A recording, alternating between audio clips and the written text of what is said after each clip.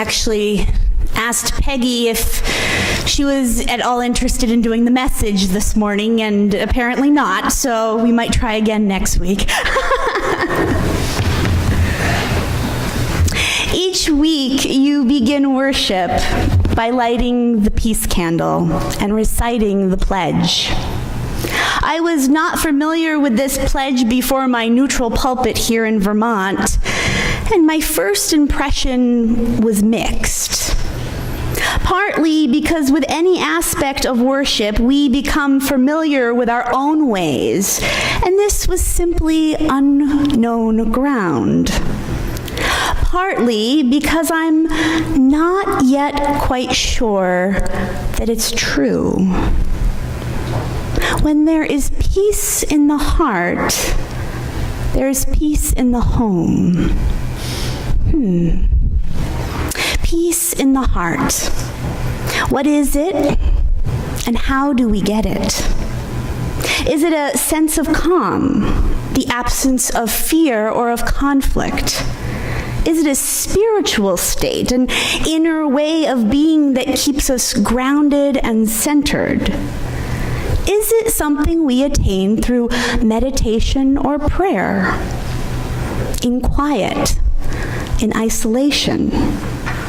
Do we receive it when we are financially successful? When we have reached a goal? Does finding peace get easier as we get older? Is it fleeting, simply present when all is well? And does peace in our home automatically extend to peace being alive in our community? Now, there are moments when I experience deep peace.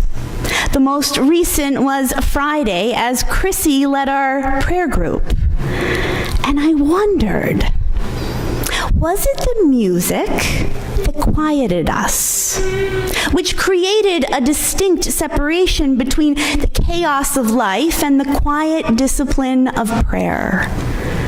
It could have been the space created to focus on God, on our needs and the needs of others with intention and attentiveness.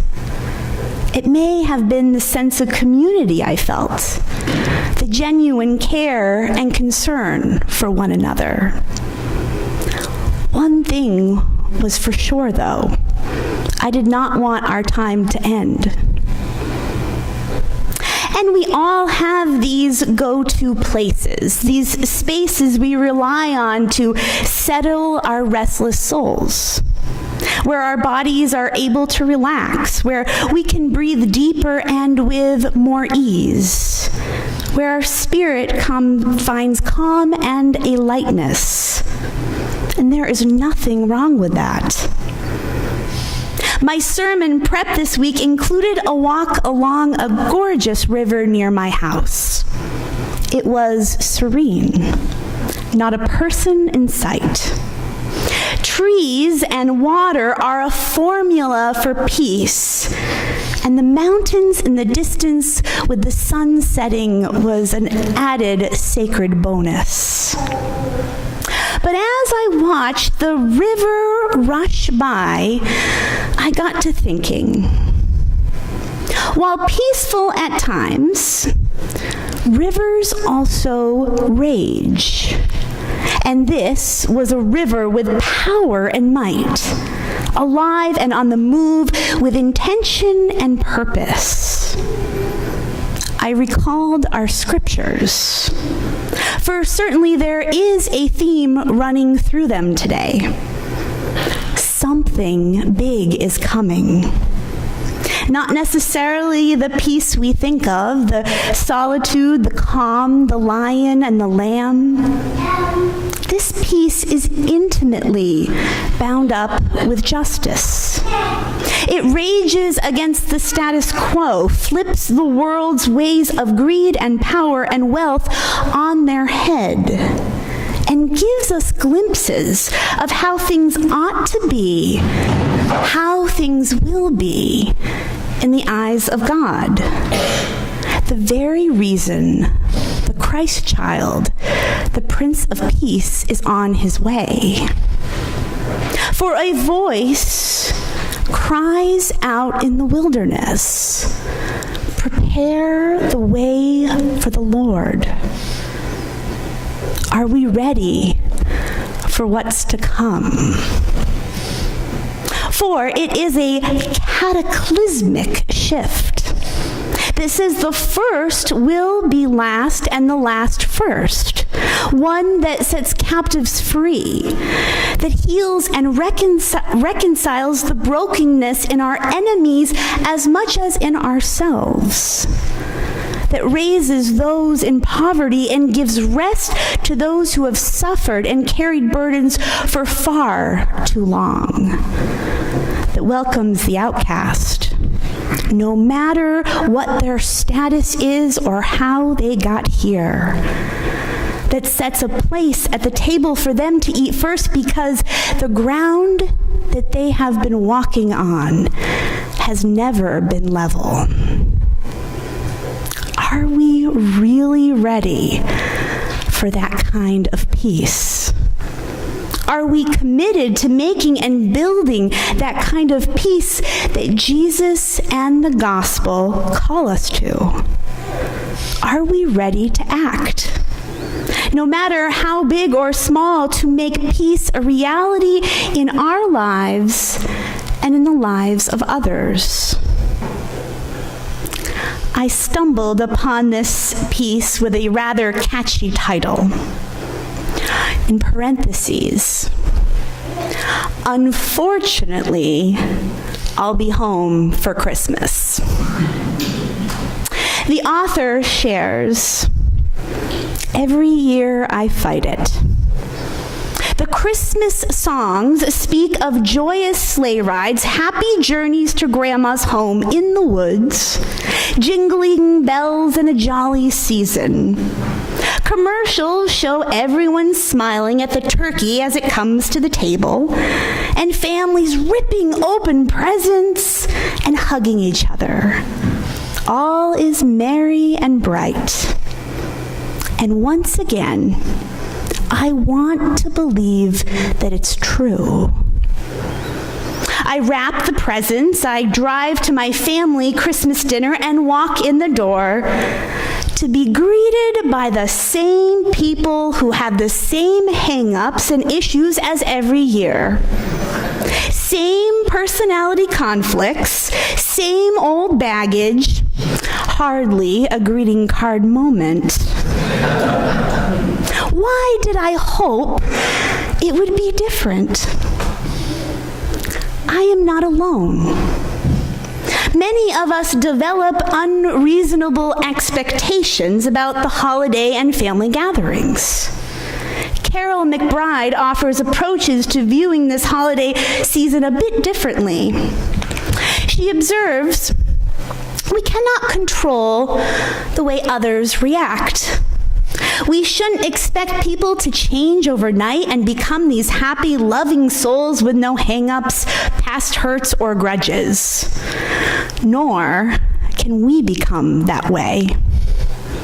The real value, she says, isn't so much the money we spend on gifts, but the time and energy we invest in the people for whom we buy them for. That is our great worth.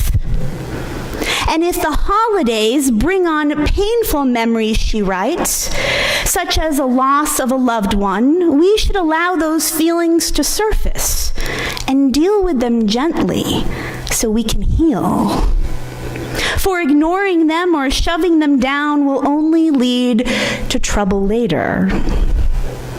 So, she writes, I've decided not to let anyone push my buttons.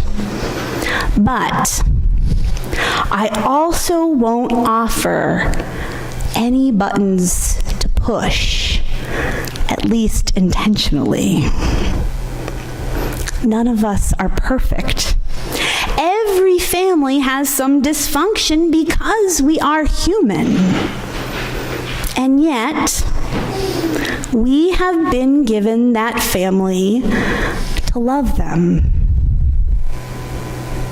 as the holidays approach, I have decided I want to use my bricks, the things that make me who I am, to build bridges instead of walls.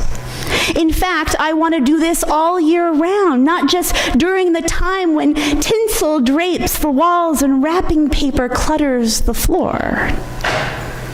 I will intentionally choose to put aside unresolved hurt feelings and personality quirks that usually drive me up the wall.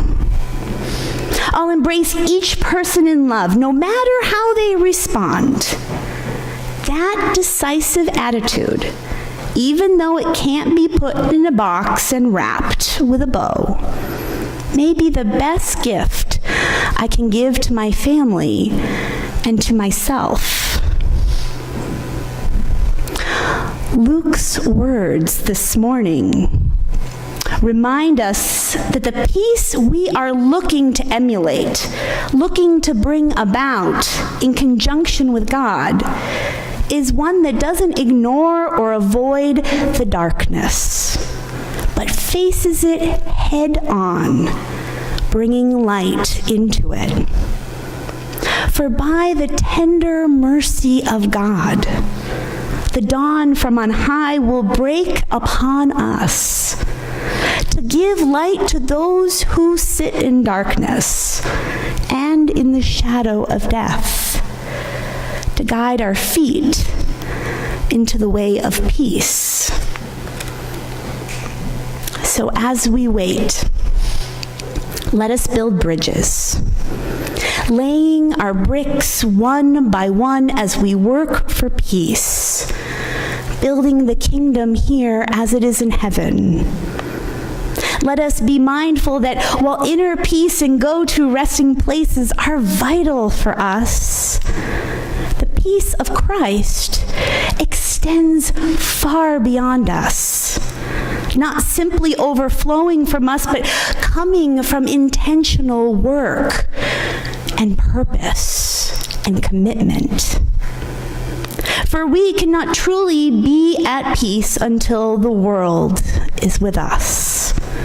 We must not settle until all are fed, until the poor are lifted and their voices and needs raised and addressed, until all have their share of our earthly resources that give and sustain all life, which Christ intends.